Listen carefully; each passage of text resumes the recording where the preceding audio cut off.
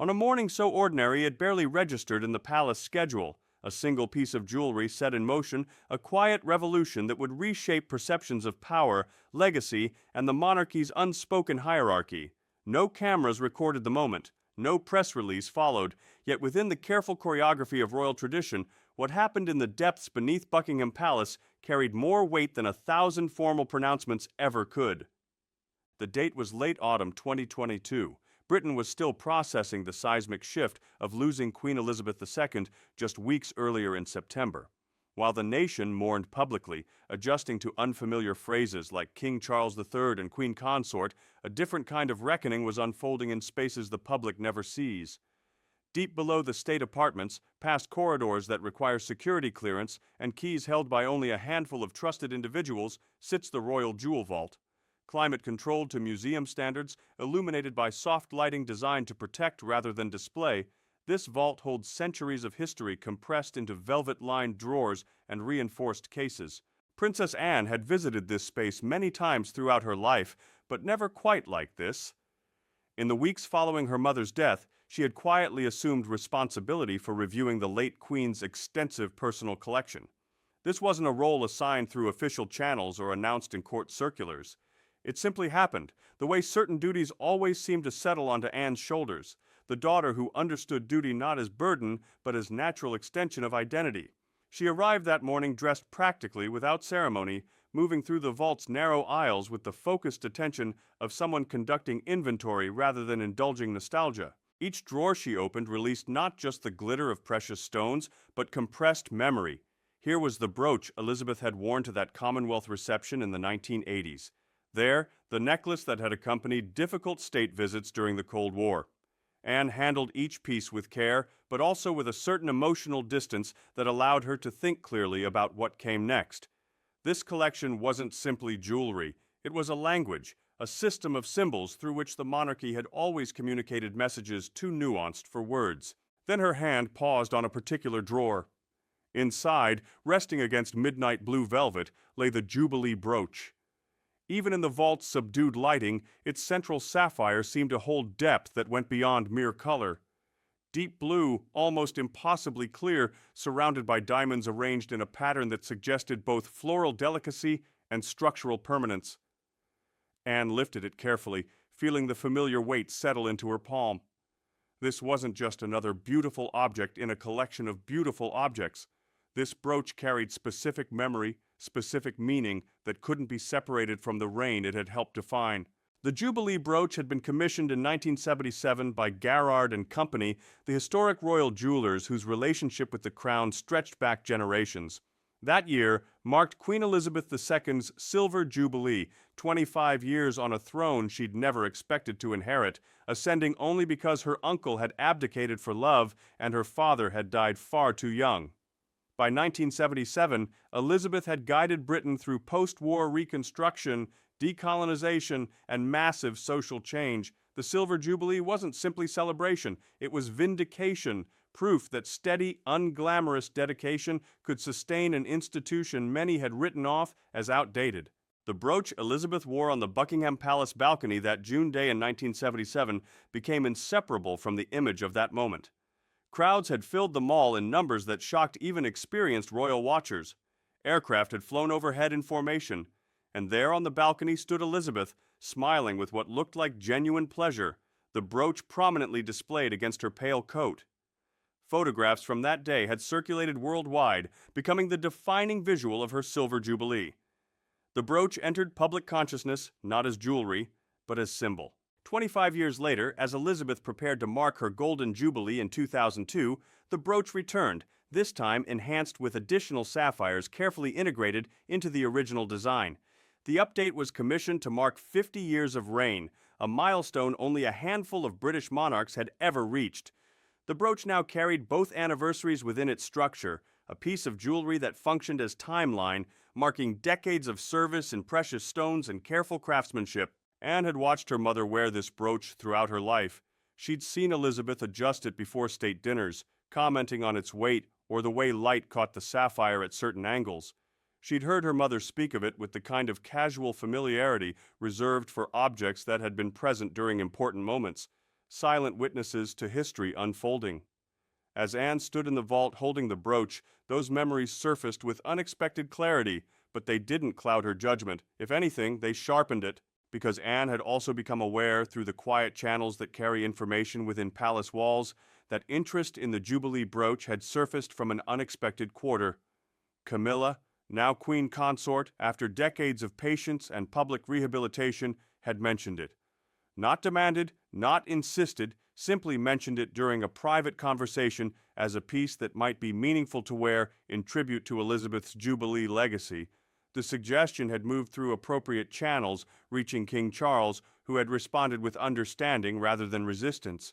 After all, Camilla was queen consort now. It wasn't unreasonable to think certain pieces from Elizabeth's collection might pass to her.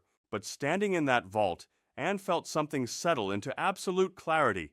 This wasn't about preference or personal feelings toward Camilla. Anne had watched Camilla navigate impossible circumstances with more grace than many had expected, earning a place beside Charles through sheer endurance, if nothing else. This wasn't personal. This was about understanding what certain objects meant within the symbolic architecture of monarchy. Some jewels circulated freely, worn by various royals as fashion and occasion dictated, but others followed invisible lines, guided by tradition and forward vision rather than present title. The Jubilee brooch belonged to the second category. It had been created to mark Elizabeth's reign-defining milestones, worn at moments that had entered historical record. It wasn't meant to rotate through various hands based on current roles. It was meant to move forward along the direct line of succession, carried by those who would one day occupy the same position Elizabeth had held.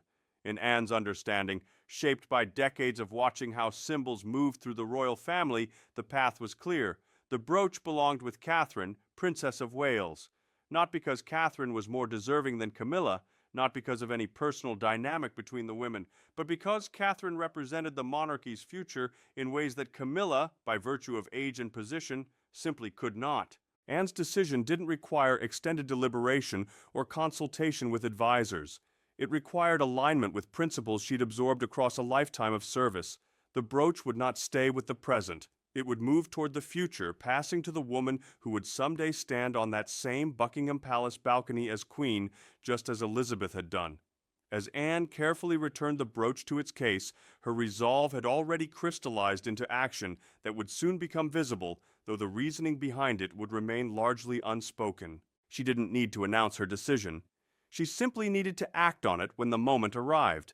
And that moment was approaching faster than anyone outside the family circle realized. The vault's heavy door closed behind her with a soft, final sound. Above, in the palace's inhabited spaces, routines continued undisturbed. Staff moved through their duties. Schedules were maintained. Nothing appeared to have changed.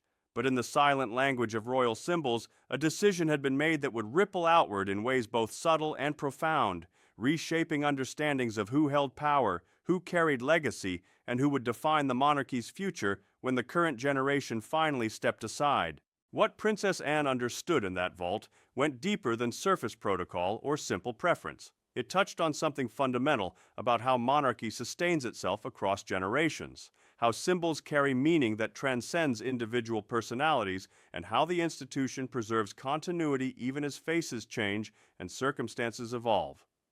To understand the weight of her decision, you have to look not just at the brooch itself, but at the complex web of tradition, precedent, and unspoken rules that governs how royal treasures move through time. The conversation that had sparked this entire situation had taken place weeks earlier in the comfortable familiarity of Clarence House. King Charles and Camilla were sharing afternoon tea, a daily ritual that had become one of the few constants in their dramatically changed circumstances. The setting was intimate, far removed from the weight of state business. Soft autumn light filtered through tall windows. Fine china sat on polished wood. The atmosphere carried none of the formal tension that marked their public appearances. In that relaxed environment, Camilla had spoken thoughtfully about Queen Elizabeth, reflecting on the jubilees that had punctuated her extraordinary reign. The conversation turned naturally to symbols and how the late queen had used certain pieces to mark significant moments. Camilla mentioned the Jubilee brooch specifically, suggesting it would be a fitting tribute if she were to wear it at appropriate occasions. Her tone wasn't demanding or entitled, it was reflective, even tentative, She understood, perhaps better than most, that her position came with complexities that didn't apply to queens who'd been born into royal life or married crown princes destined to rule. Charles had listened with genuine sympathy. He'd watched Camilla transform from the most vilified woman in Britain to someone gradually, grudgingly accepted by a public that never quite forgave but eventually stopped actively hating. He appreciated her desire to honor his mother's memory through meaningful gestures. In that moment, sitting in comfortable chairs with tea growing cold between them, the idea had seemed reasonable, even touching. Nothing was decided immediately. Charles wasn't the type to make snap judgments about items from his mother's collection, but he didn't dismiss the idea either. He simply acknowledged it, letting it settle into the category of things that would need consideration when the time came. That consideration reached Princess Anne through the invisible communication networks that operate within royal households. No formal memo, no official request, just information flowing through channels that had existed for generations, carried by private secretaries and trusted staff who understood what needed to be communicated and to whom. When Anne learned of the conversation, she didn't react with surprise or immediate opposition. She simply absorbed the information, adding it to her understanding of the situation unfolding around the late Queen's possessions. For Anne, this moment crystallized something she'd been thinking about since her mother's death. The monarchy was entering a transitional phase more significant than most people realized. Charles was 73 when he finally became king, the oldest person ever to ascend the British throne. Camilla was 75. Their reign, by simple mathematics, would be measured in years rather than decades. Behind them stood William and Catherine, younger, representing a future that extended far beyond the present moment.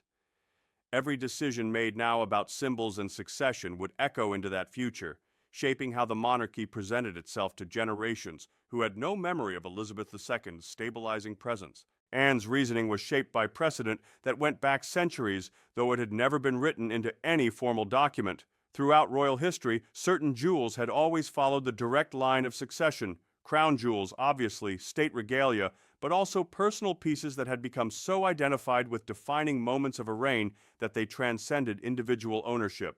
These objects weren't distributed based on current titles or roles. They moved forward, carried by those who would one day occupy the throne itself, creating visual continuity that reinforced institutional permanence even as individual monarchs changed. The Jubilee brooch fit that category perfectly. It had been commissioned specifically to mark Elizabeth's 25th year as Queen, enhanced to mark her 50th. It had been present at balcony appearances that defined her public image.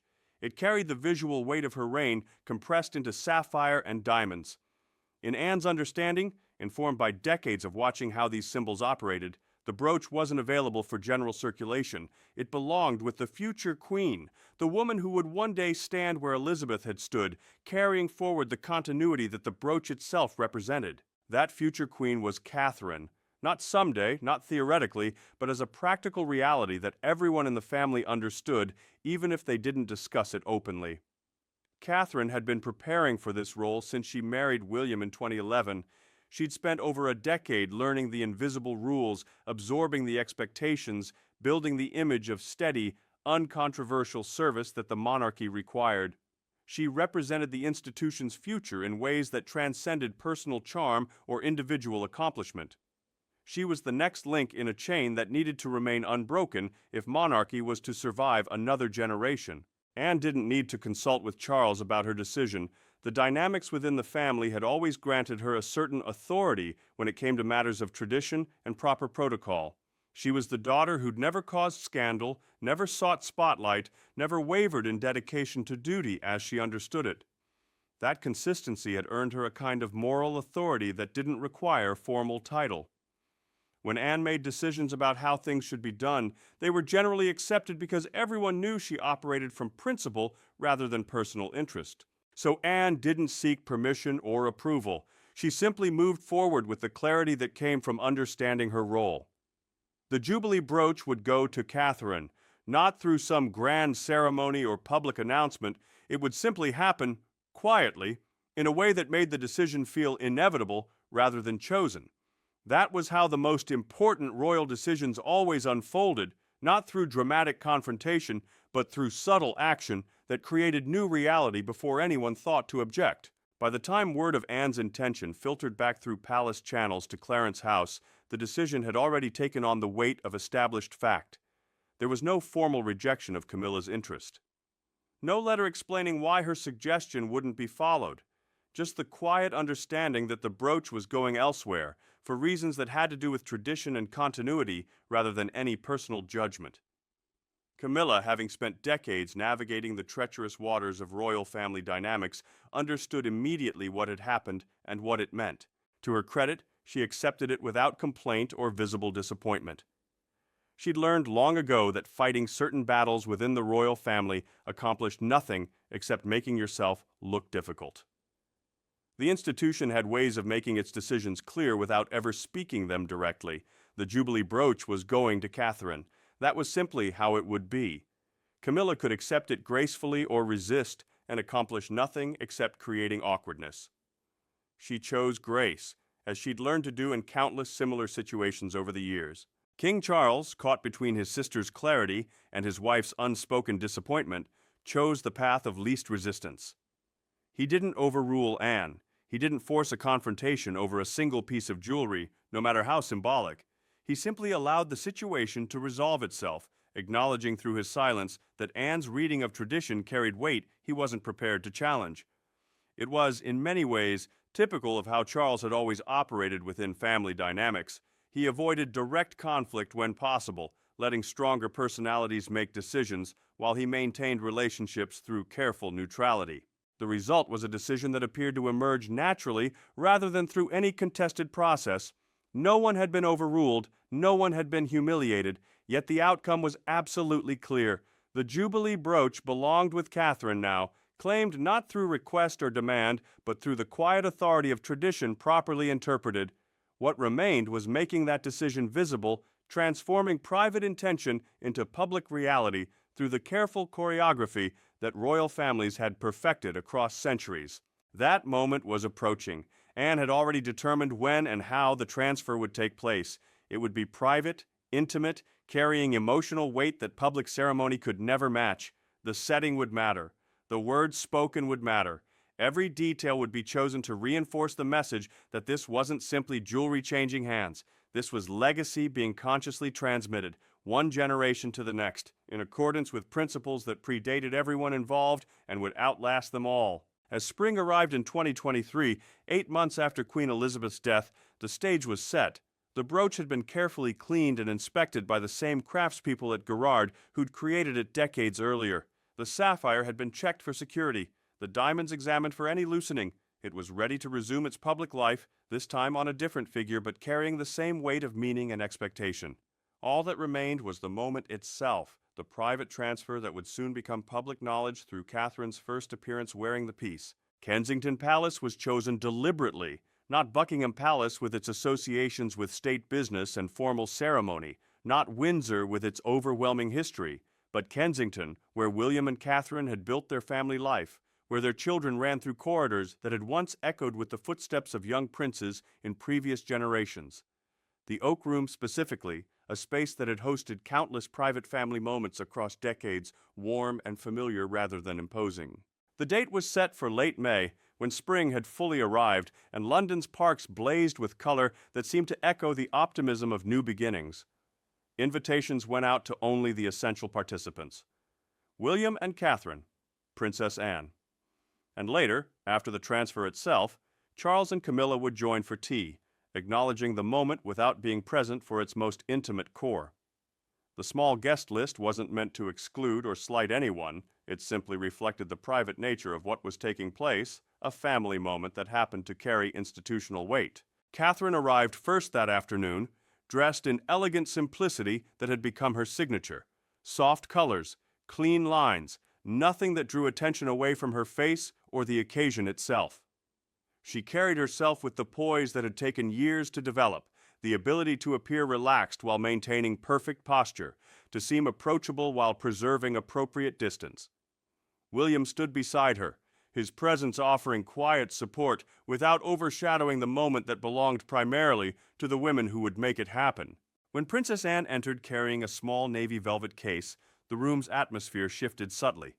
Everyone present understood that what came next would mark a turning point, small in the moment, but significant in retrospect.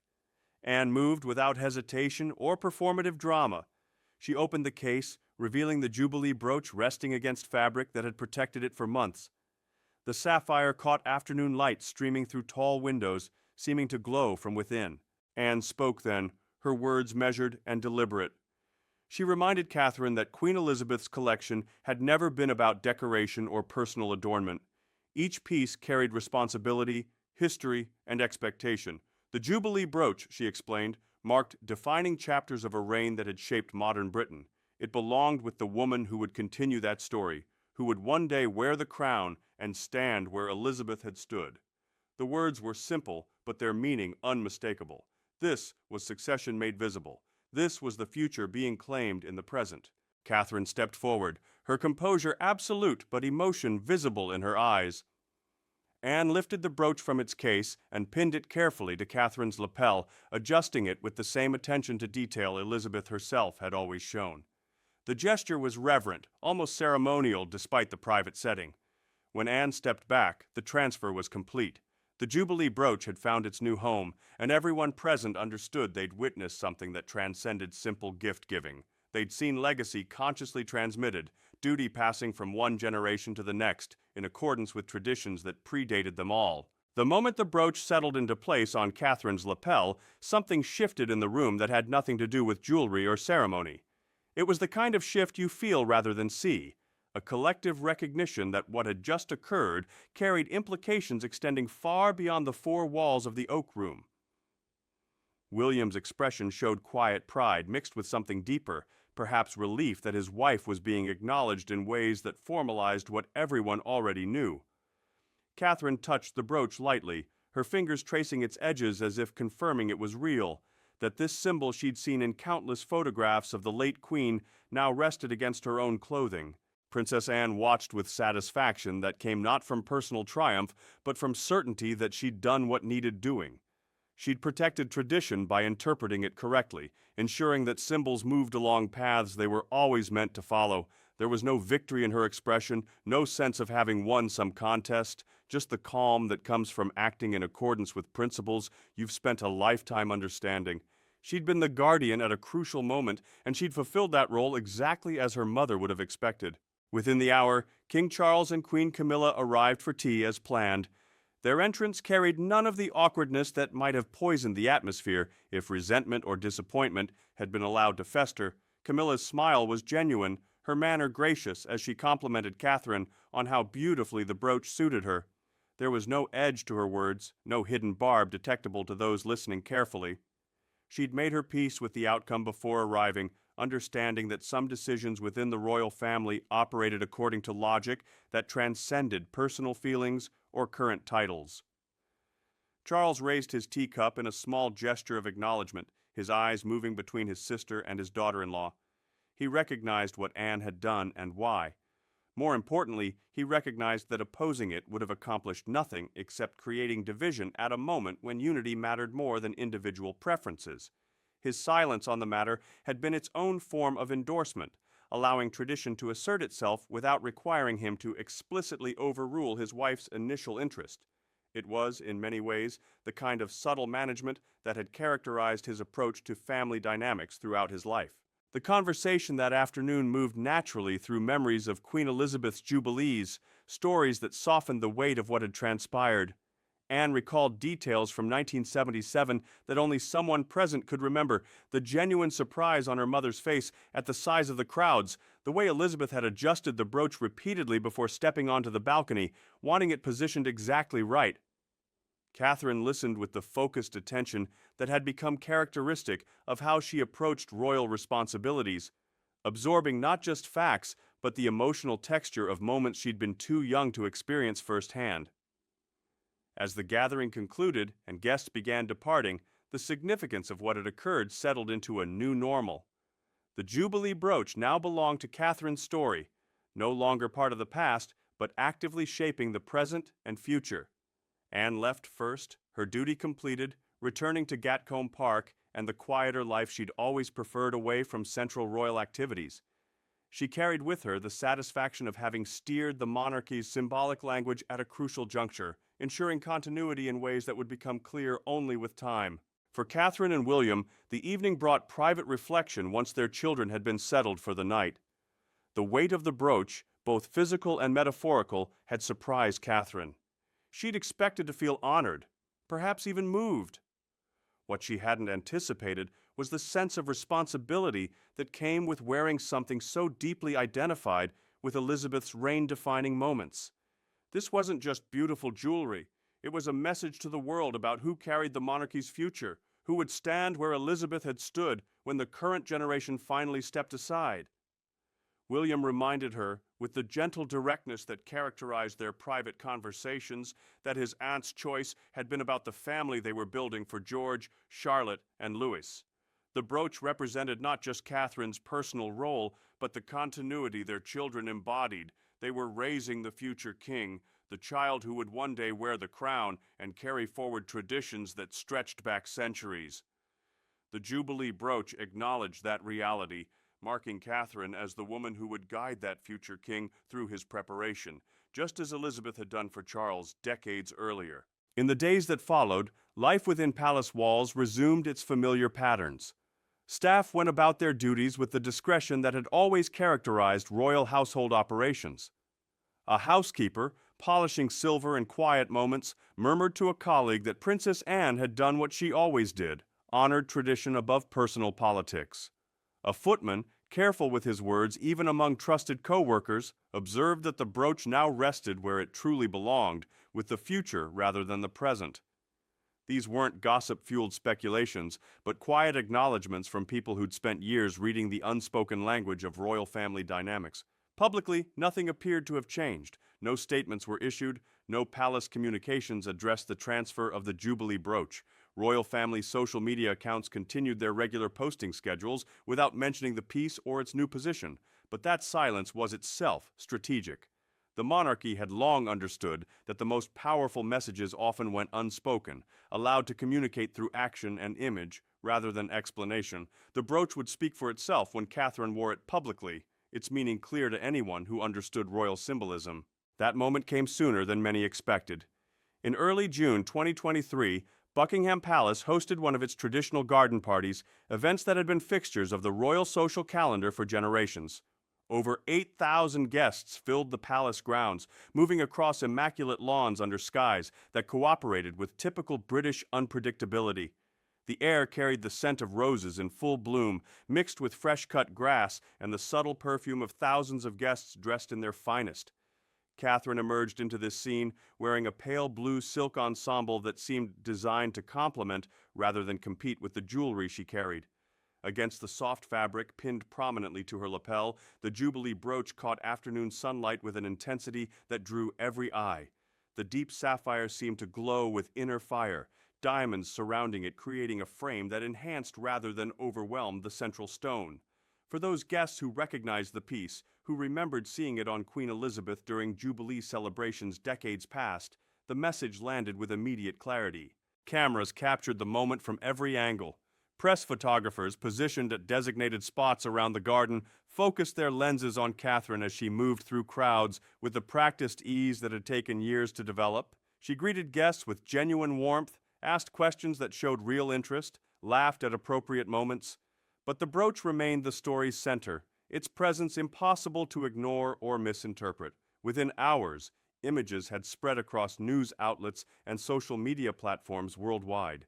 Commentary began immediately but remained largely measured and respectful. The Daily Telegraph published analysis describing the brooch as a clear signal of continuity, noting its careful reappearance at a moment deeply connected to the crown's future. The Times focused on the historical weight of royal heirlooms and the significance of their placement on specific individuals rather than others. Royal correspondents who'd covered the family for decades recognized the transfer's importance, understanding that Anne's choice had communicated messages about succession and institutional direction that formal statements could never convey as effectively. Social media response was swift and largely positive. Images of Elizabeth wearing the brooch in 1977 and 2002 circulated alongside new photographs of Catherine, creating visual timelines that needed no explanation. The parallel was obvious and intentional. Here was the same brooch, marking the same balcony, representing the same institution, now carried forward by the woman expected to one day occupy Elizabeth's role. Comments praised Catherine's grace, noted her apparent understanding of the responsibility she'd accepted, and expressed approval of the monarchy's visible commitment to continuity. Days later, the brooch made its second major public appearance at Trooping the Color, the annual military parade marking the sovereign's official birthday.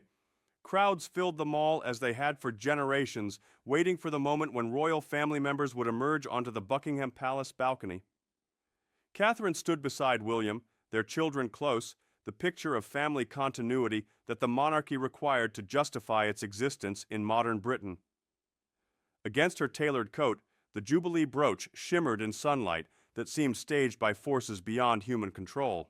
For millions watching worldwide, the connection to Elizabeth's Jubilee appearances was immediate and emotional. This was the same balcony where the late Queen had stood wearing the same brooch to mark 25 years and 50 years of reign. Now it adorned the woman who would one day stand in that exact position as Queen Consort, supporting a king who was still a child playing beside his mother. The visual symmetry communicated more effectively than any palace statement about duty, service, and the monarchy's ability to renew itself across generations. Vogue and other fashion publications analyzed the brooch's craftsmanship, detailing the quality of the sapphire and the precision of the diamond setting. But their coverage went beyond aesthetic appreciation, acknowledging the piece's symbolic weight and what its transfer represented. The Guardian published a thoughtful piece describing the brooch as visual confirmation of succession, a statement expressed through jewelry rather than formal announcement. Notably, no competing narrative emerged to challenge or complicate the message. The interpretation was too obvious, too clearly aligned with how royal symbolism had always operated. Queen Camilla continued her public duties throughout this period with composure that demonstrated her hard-earned understanding of royal family dynamics. She wore pieces from her own collection, including the Burmese ruby tiara at appropriate occasions, carrying symbols suited to her role without attempting to claim those belonging to a different position. The contrast between the two women wasn't confrontational, but clarifying. Each wore jewelry appropriate to her place within the institution's hierarchy, and the balance held without tension or visible resentment. Later that year, the brooch appeared again at a state dinner hosted at Windsor Castle. Catherine arrived in an emerald evening gown that provided stunning contrast to the blue sapphire, which seemed to capture every flicker of candlelight from the chandeliers overhead. The formal setting, attended by international dignitaries and senior members of Britain's establishment, gave the brooch yet another context. It wasn't just for garden parties or military parades. It could hold its own in the most elevated diplomatic settings, marking Catherine as someone whose position transcended mere celebrity or family connection. For Princess Anne, watching these appearances from her preferred distance, each sighting confirmed what she'd understood in the vault months earlier. The brooch had found its proper place. It no longer simply memorialized Elizabeth's past achievements. It actively shaped perceptions of the monarchy's future, creating visual continuity between the reign that had ended and the one that would eventually begin. The public understood because they'd been shown, rather than told, allowed to draw conclusions that felt like their own, rather than messages imposed from above. As months passed and Catherine continued wearing the Jubilee brooch at carefully selected moments, its meaning continued expanding and deepening. It became part of how she was perceived, not just another piece of expensive jewelry, but a symbol that connected her to the institution's deepest traditions. Each appearance reinforced the message Anne had intended, that Catherine wasn't just William's wife or the mother of future heirs. She was the monarchy's next queen consort, chosen not just by marriage but by tradition, history, and the careful stewardship of those who understood how symbols sustained institutions across time. The story of the Jubilee brooch ultimately became a story about how power actually operates within institutions built on tradition rather than explicit authority. No law governed where the brooch should go. No rulebook specified who could wear which pieces from the late Queen's collection, yet the decision had been made with absolute clarity, guided by unwritten principles that those within the system understood instinctively. Princess Anne had read those principles correctly, acted decisively, and created a new reality that everyone accepted because it aligned with traditions deeper than any individual preference. In the end, the brooch had done what it was always meant to do. It marked time, connecting past to present to future in a continuous line that gave the monarchy its sense of permanence.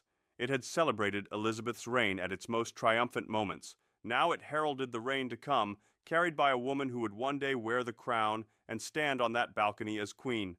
The transfer had been quiet, private, accomplished without drama or confrontation, but its effects rippled outward, shaping perceptions and confirming hierarchies in ways that would matter long after everyone involved had left the stage. What became clear in the months following that quiet transfer at Kensington Palace was that the Jubilee brooch had become more than simply jewelry relocated from one royal to another. It had transformed into a living symbol of how the monarchy navigates transition, how it communicates messages about power and succession without ever speaking them directly, and how objects carry institutional memory forward even as the people who wore them fade into history. The brooch's journey from Elizabeth's collection to Catherine's public appearances revealed something essential about how hereditary institutions sustain themselves in democratic ages that theoretically reject the very concept of inherited privilege. By autumn 2023, the brooch had appeared enough times in various contexts that patterns became visible to those watching carefully. Catherine wore it at moments connected to national unity and institutional continuity. Garden parties where ordinary citizens met royalty face to face. Military ceremonies celebrating Britain's armed forces and their connection to the crown. State occasions where international relationships were formalized through careful choreography. She didn't wear it casually or frequently enough to diminish its significance. Each appearance felt deliberate, chosen to reinforce specific messages about duty, service, and the monarchy's ability to bridge past and future. Royal commentators began noting these patterns, publishing analyses that went beyond simple fashion coverage. They observed that Catherine's selection of the Jubilee brooch for particular occasions seemed guided by strategic thinking about when its historical weight would carry maximum impact. When she wore it at an event honoring Commonwealth connections, the choice reminded viewers of Elizabeth's lifelong commitment to that association of former colonies. When it appeared at a military parade, it connected Catherine to the late Queen's role as Commander-in-Chief and the Crown's relationship with armed forces. Each appearance added layers of meaning, building a narrative that required no official explanation. Meanwhile, behind palace walls, the dynamics that had enabled the brooch's transfer continued shaping how the royal family managed its transition from Elizabeth's long reign to whatever would follow Charles's shorter tenure. Princess Anne remained a quiet but influential presence, her judgment on matters of tradition and protocol carrying weight that didn't require formal title. She'd proven at a crucial moment that she understood how to protect the institution's symbolic architecture, ensuring that objects moved along paths tradition demanded rather than paths convenience might prefer. King Charles, now settling into his role after waiting longer than any previous heir, had learned from the brooch situation. He'd seen how Anne's clarity had resolved potential conflict before it could develop into something messy in public. He'd watched Camilla accept the outcome with grace that came from years of learning which battles to fight and which to concede without complaint. And he'd observed how William and Catherine had received the brooch's symbolic weight with appropriate seriousness, understanding that it represented not honor alone, but responsibility that would shape their public roles for decades. The relationship between Camilla and Catherine, which tabloids had occasionally tried to portray as competitive or tense, showed no signs of the strain that the brooch transfer might theoretically have created. Both women understood their roles with clarity that came from different but equally effective forms of preparation. Camilla had spent decades learning to navigate royal life from the outside, developing patience and strategic thinking that had eventually earned her a position many thought she'd never achieve. Catherine had spent over a decade being carefully groomed for future queenship, absorbing lessons about how to carry the role Elizabeth had defined through 7 decades of steady service. They occupied different positions in the monarchy's structure, and the Jubilee brooch had simply made those positions more visible. Camilla wore jewels appropriate to a queen consort in the present, supporting a king whose reign would be measured in years rather than decades. Catherine wore pieces that looked forward, marking her as the woman who would eventually occupy the central role after William's accession. There was no competition because their timelines didn't overlap. They were playing in different acts of the same long theatrical production. By early 2024, something interesting began happening in public perception. The Jubilee brooch had become so associated with Catherine that younger viewers who discovered it through social media sometimes didn't realize it had originally belonged to Queen Elizabeth. They saw it as Catherine's brooch, the piece that defined her public image in the same way certain tiaras or necklaces had become inseparable from Elizabeth during her reign. This generational shift in perception was exactly what Princess Anne's decision had intended to create. The brooch was moving forward, carrying its history but not trapped by it, becoming part of a new story while honoring the old one. Royal jewel experts and historians noted this transition with fascination. They'd seen it happen before with other significant pieces, how objects moved from one era's defining symbols to the next generation's touchstones. But the Jubilee brooch's journey was particularly clean, accomplished without the confusion or controversy that sometimes surrounded royal inheritance. Anne had ensured a clear transfer, Catherine had worn it with appropriate gravitas, and the public had accepted the new association without resistance. It was in many ways a masterclass in how to manage symbolic transition. The brooch also sparked broader conversations about royal collections and how they should be managed in modern contexts. Some commentators argued that pieces with such specific historical connections should perhaps be treated more like museum artifacts, preserved for public viewing rather than worn by current royals. Others countered that royal jewelry only maintained its meaning through active use, that seeing it on living people rather than behind glass cases kept the connection to monarchy's continuing story alive and relevant. These debates didn't produce clear winners, but they revealed genuine public interest in how symbols function within hereditary institutions. Catherine herself, in the rare moments when she spoke about wearing historically significant pieces, demonstrated understanding of the responsibility involved. During a carefully managed interview focused on her charitable work, she briefly mentioned the honor of wearing jewelry that connected her to the late Queen's legacy. Her words were measured, acknowledging history without claiming to fully fill Elizabeth's role or suggesting she felt burdened by the comparison. It was the kind of careful balance that had come to characterize her public persona, respectful of tradition while maintaining her own identity. Behind the scenes, the process of reviewing and allocating the rest of Queen Elizabeth's collection continued. Princess Anne remained involved, though the most symbolically weighted decisions had already been made. Other pieces moved to various family members, according to a complex calculus involving personal relationships, traditional precedent, and practical considerations about what suited different roles. Some items went to Princess Charlotte, held in trust until she came of age. Others were designated for museum loan, allowing public viewing while maintaining crown ownership. The collection was vast enough that its complete distribution would take years, each decision requiring careful thought about precedent and message.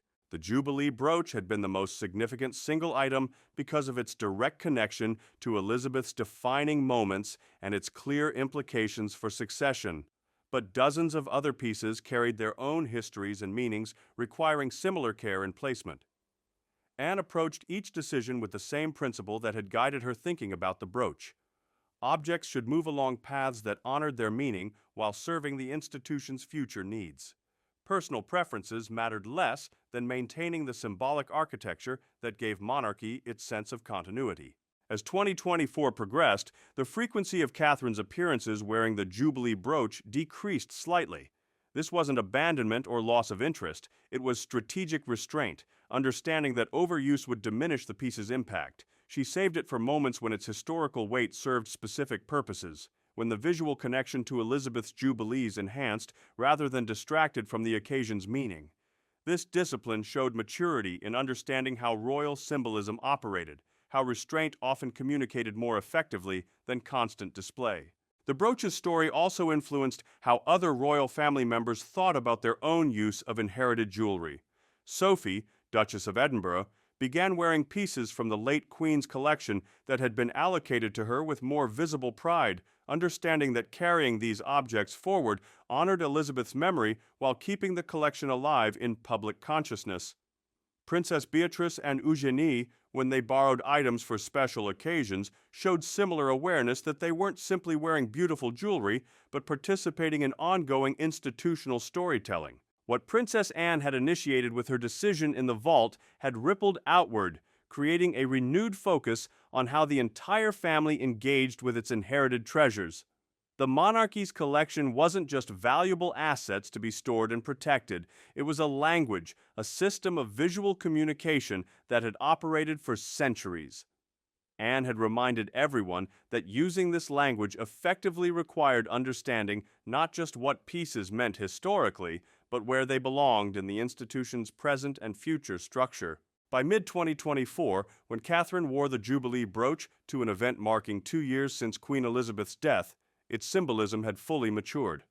The piece no longer sparked immediate commentary about its transfer from the late Queen's collection. Instead, it had become part of Catherine's established image, a symbol that marked her connection to institutional continuity without requiring constant explanation. The transition was complete. The brooch had successfully moved from past to present to future, carrying its meaning forward while accumulating new associations that would define it for another generation. Looking back at the entire journey from that moment in the vault, when Anne first held the brooch after her mother's death, what became clear was how much had been accomplished through quiet decision-making and strategic patience. No dramatic confrontations had been necessary, no public statements had forced interpretation. The brooch had simply moved along the path tradition and forward thinking dictated, guided by people who understood how institutional symbols operated and what they required to maintain their power across generations. The story also revealed something important about Princess Anne's role within the family structure. She'd never sought spotlight or celebrity. She'd built her reputation through decades of steady work, fulfilling royal duties without complaint or desire for recognition beyond what the role required. But at crucial moments, that steadiness translated into authority that others deferred to because they trusted her judgment. The brooch decision had been one of those moments. Anne had seen clearly what needed to happen, acted decisively, and created reality that everyone else accepted because her reasoning aligned with principles they all theoretically shared. For Catherine, the brooch had become part of how she understood her own position. It wasn't just about wearing beautiful jewelry or honoring the late Queen's memory. It was about accepting the weight of continuity, understanding that she'd been marked as the monarchy's future in ways that went beyond her marriage to William or her role as mother to future heirs. The brooch communicated to the world and to herself that she carried responsibility for institutional survival, that her choices and image would shape whether monarchy remained relevant to generations who had no memory of Elizabeth's stabilizing presence.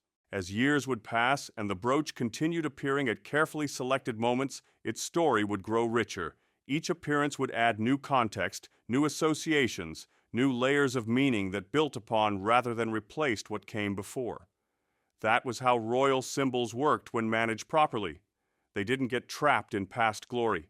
They carried history forward, allowing it to inform present and future while remaining flexible enough to acquire new significance as circumstances evolved and new generations claimed the story as their own. The true test of Princess Anne's decision would come not in months but in years and decades, as the monarchy continued its inevitable evolution through generations that viewed tradition with different eyes than those who'd lived through Elizabeth's reign.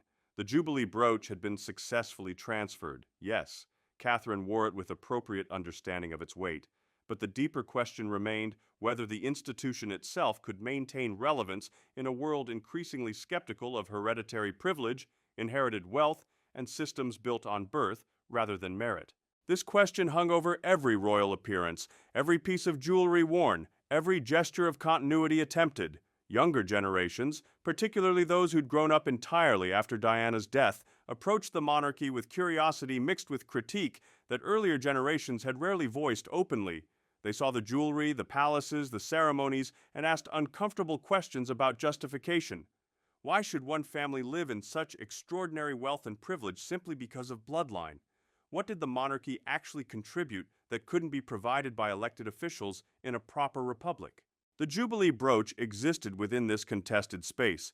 For some viewers, seeing Catherine wear it represented beautiful continuity, tangible connection to Elizabeth's remarkable reign, visual proof that institutions could bridge past and future while maintaining their essential character. The brooch told a story these viewers wanted to believe, that tradition mattered, that stability had value, that not everything needed to be constantly torn down and rebuilt according to the fashions of each new generation. For others, particularly younger and more progressive voices, the brooch represented exactly what troubled them about monarchy. Here was a piece of jewelry worth potentially hundreds of thousands of pounds, maybe more given its historical significance, worn casually by someone whose only qualification was marriage to a man born into the right family. The fact that its transfer had been decided privately, without public input or democratic process, reinforced their sense that the monarchy operated according to rules ordinary citizens could never access or influence. Catherine herself seemed aware of this tension, though she could never address it directly without appearing either defensive or dismissive. Her approach instead was to earn her position through visible work, to demonstrate through actions rather than words that she understood the privilege she'd been granted and took seriously the responsibilities it entailed. The charities she supported, the causes she championed, the careful balance she maintained between accessibility and appropriate distance, all represented attempts to justify her role in terms modern audiences could accept.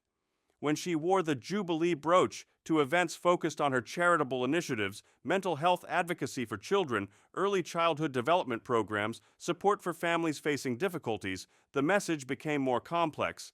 The brooch connected her to institutional history, yes, but her work connected her to contemporary concerns, showing engagement with real problems facing real people. The combination suggested that monarchy could be both traditional and relevant, grounded in history, while addressing present needs. Whether this balance could be sustained long-term remained uncertain. King Charles's reign would likely be measured in years rather than decades. When William eventually succeeded him, probably sometime in the 2030s or 2040s, the world would be dramatically different from the one Elizabeth had navigated. Climate change, technological transformation, demographic shifts, and evolving attitudes toward class and privilege would all create challenges that historical precedent couldn't fully address.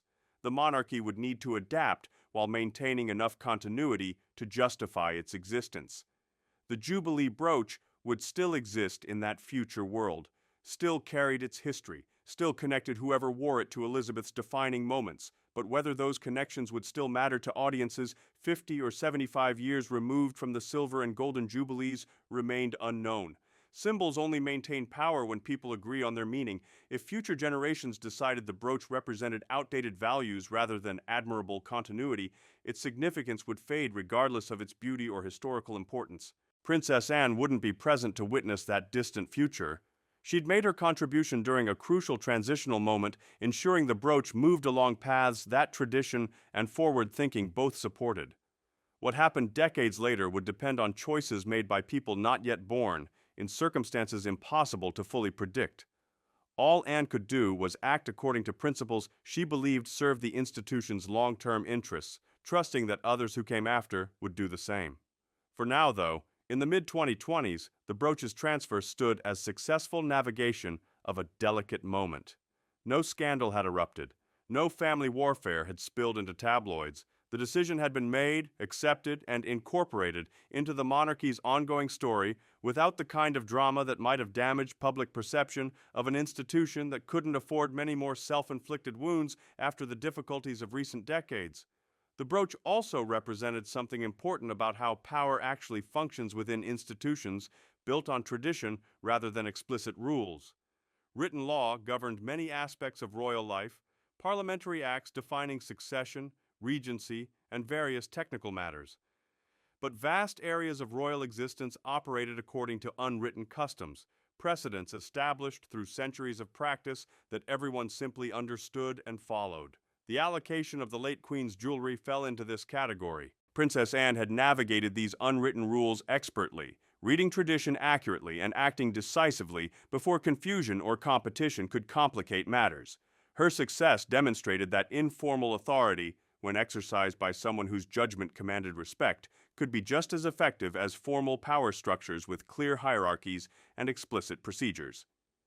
The monarchy had always operated this way, maintaining flexibility that allowed adaptation while preserving continuity that gave the institution its sense of permanence. This flexibility would be tested continuously in coming years as Charles's reign progressed and eventually gave way to William's. Each transition created opportunities for reassessment, moments when practices could be questioned and potentially changed. Some traditions would undoubtedly be discarded as outdated or indefensible. Others would be reinforced, protected as essential elements of what made monarchy distinctive. The Jubilee brooch sat somewhere in between, neither absolutely essential nor easily discarded, its future depending on whether successive generations continued finding meaning in the continuity it represented. Catherine's children would grow up watching their mother wear the brooch at significant moments, absorbing without necessarily understanding its full significance. Prince George, as future king, would eventually develop his own relationship with royal symbols and what they communicated. Princess Charlotte and Prince Louis would occupy supporting roles, important but secondary to the direct line of succession. How they navigated these positions, whether they embraced tradition or chafed against its constraints, would help determine the monarchy's character in the second half of the 21st century. The possibility existed, though it seemed remote in the 2020s, that George might one day decide monarchy itself no longer served useful purpose, that Britain would be better as a republic with elected head of state and the royal family reduced to private citizens with inherited wealth but no constitutional role. If that happened, the Jubilee brooch would become simply historical artifact, museum piece representing a system that had finally exhausted whatever relevance it once possessed. Its beauty would remain, but its symbolic power would fade like color from fabric exposed too long to harsh light. More likely, though still uncertain, was that monarchy would continue evolving, scaling back its grandeur, reducing its cost to taxpayers, justifying its existence through carefully managed public service and just enough pageantry to maintain tourist appeal without seeming absurdly extravagant.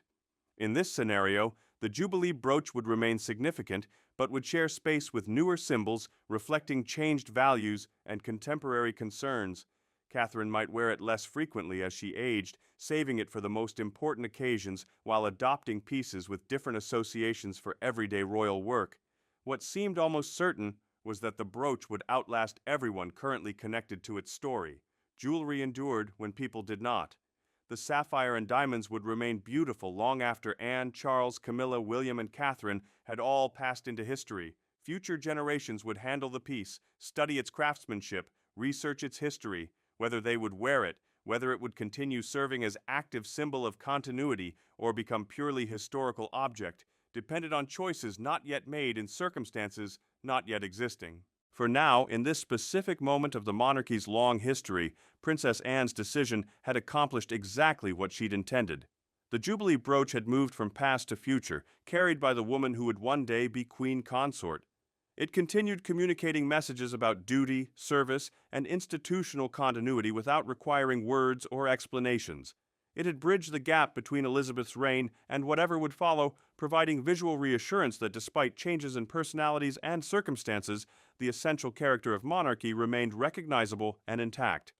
The story of the brooch's transfer also revealed how much of royal life happened beyond public view, in private conversations and quiet decisions that shaped outcomes without ever becoming spectacle. The public saw Catherine wearing the brooch at garden parties and state occasions. They didn't see the vault review where Anne first recognized what needed to happen. They didn't witness the conversation at Clarence House where Camilla mentioned her interest. They weren't present at Kensington Palace when the transfer actually occurred. All those crucial moments remained private, their existence known only through careful reporting by royal correspondents and the occasional authorized disclosure. This privacy was essential to how the monarchy functioned. If every decision became public drama, if every allocation of jewelry or choice of symbol required extensive consultation and justification, the institution would become paralyzed by process. The ability to make decisions quietly, to act on tradition's authority rather than popular vote, gave the monarchy flexibility that democratic processes often lacked. Whether this was feature or flaw depended entirely on your perspective about hereditary institutions and their place in modern democracies. Princess Anne would never write a memoir explaining her reasoning or defending her choice. That wasn't her style, and doing so would violate the discretion that made her judgment valuable in the first place. The story would be told instead through the brooch's appearances, through Catherine's continued wearing of it at meaningful moments, through the gradual public understanding that this piece had moved from one era to the next, carrying its full weight of significance. As years progressed and the initial attention faded, the brooch would simply become part of Catherine's established image, one among several significant pieces she wore regularly. New viewers discovering the royal family through social media or streaming documentaries might never know the brooch's full history or the careful decision-making behind its transfer. They would simply see it as something Catherine wore, beautiful jewelry that made her look elegant at important events. That forgetting was, in its own way, a kind of success. It meant the transition had been smooth enough that it no longer required explanation, that the brooch had successfully moved from being Elizabeth's to being Catherine's without the kind of controversy that might have made it forever associated with conflict rather than continuity. The best symbol transfers were the ones that eventually seemed inevitable, as though no other outcome had ever been possible. Princess Anne could take quiet satisfaction in having facilitated that outcome. She'd seen clearly what needed to happen, acted decisively when action was required, and allowed the result to speak for itself without seeking credit or recognition. It was the kind of service that characterized her entire approach to royal duty, effective precisely because it avoided spotlight, accomplished necessary work without demanding acknowledgement beyond the work's completion. In the end, the story of the Jubilee brooch was really a story about institutional continuity, about how traditions survive by adapting while preserving core elements that give them meaning. Princess Anne had protected that continuity at a crucial moment. Catherine had accepted the responsibility it represented. The brooch itself continued doing what it had always done, marking time, connecting past to present to future, providing tangible evidence that despite all changes, something essential remained recognizable and intact. Whether that continuity would ultimately prove sufficient to sustain monarchy through the challenges ahead remained uncertain. But for now, in this specific moment, the transfer had been accomplished successfully. The Jubilee brooch had found its place with the future queen, where tradition and forward vision both insisted it belonged. The silent power play behind Kate's most symbolic royal jewel had reshaped perceptions quietly, decisively, and in ways that would echo forward as long as the monarchy itself endured.